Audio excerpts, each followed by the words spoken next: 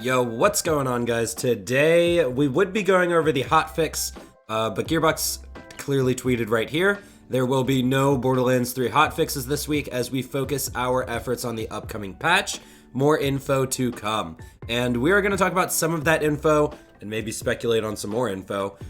Yeah, so let's get straight into it. Basically, like it clearly says, there's not going to be a hotfix today coming up for the patch.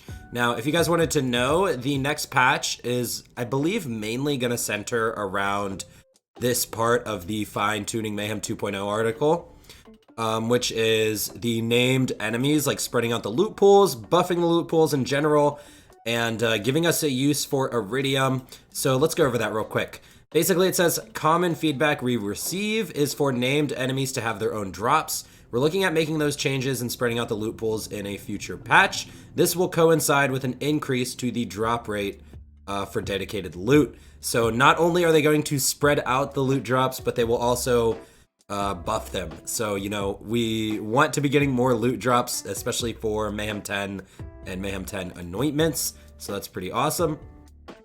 And then also it says we want to ensure players have a use for all the Iridium they've collected throughout the galaxy.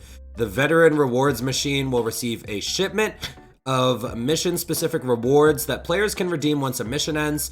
In addition, you'll have good reason to pull out the Iridium Fabricator, dust it off, and start shooting out weapons with your gun.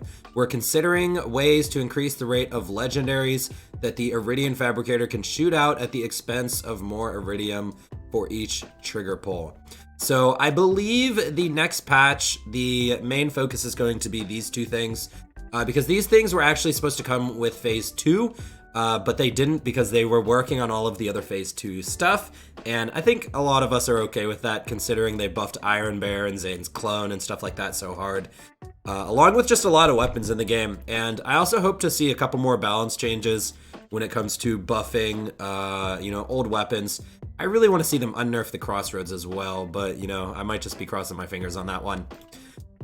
Anyways, that is probably it for the main part of this video. What I'm also curious about is this more info to come section of the tweet. I'm guessing we will get a Borderlands show or a Bordercast in the next week or two. Everybody's wondering about those skill tree leaks. You know what I mean? We don't know if they're actually true or not, and it would be great for them to just come out and say, whether it's true or not. We all want to know if we're getting fourth skill trees. I would love fourth skill trees. And, there have been tons of leaks and speculation and icons found in the game files or whatever.